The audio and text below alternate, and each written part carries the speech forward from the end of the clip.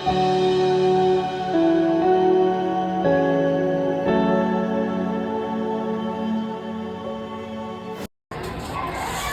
का घरात? आहे आहे, या या. काय करते?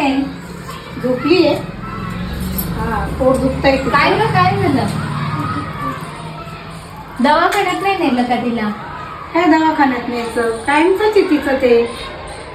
नाही ना, पोट आता दुखते, कायमचं पोट दुखतं.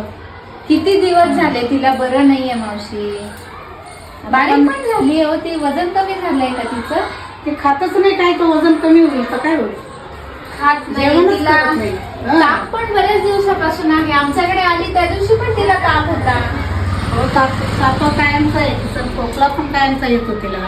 आपण तिला दवाखान्यात घेऊन जायला पाहिजे मावशी. पोटात पाणी झालेलं असू शकतं. हे सर्व टीबीचे लक्षणं असू शकतात. अहो, टीबी कसं काय पोटात पाणी झाल्यानं होईल?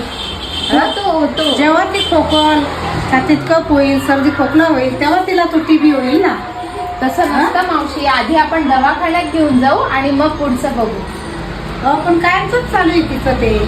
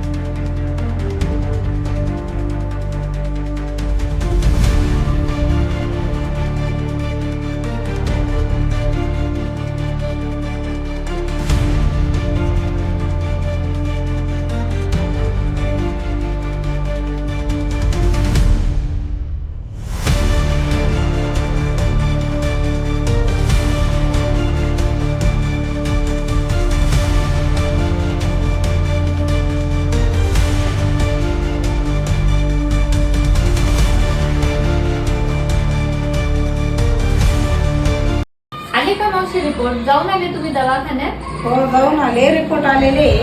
त्याच्यासाठीच तुला फोन केला. हे काढतो तुम्हाला. अरे बापरे.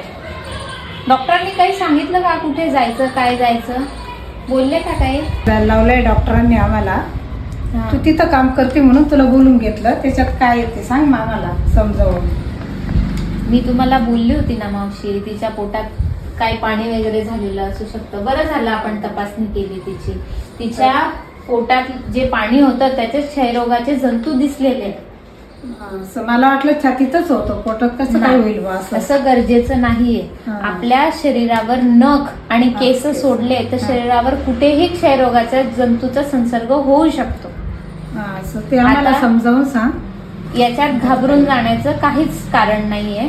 तुमच्या जवळच्या सरकारी दवाखान्यात जाऊन तुम्ही याची औषधं घेऊ शकता. आणि सगळ्यात महत्वाची गोष्ट म्हणजे क्षयरोग हा बरा होतो. 6 ते 9 महिने त्याची ट्रीटमेंट पूर्ण घेतल्यानंतर, त्याचा उपचार पूर्ण केल्यानंतर टीबी हा बरा होतो. बरं, इथं आपल्या दवाखान्यातच चालू करावं लागेल ना? हो, आपल्या जवळच्या दवाखान्यात मी तुम्हाला घेऊन जाईल. तुम्ही माझ्या सोबत या, आपण तिची ट्रीटमेंट चालू करू.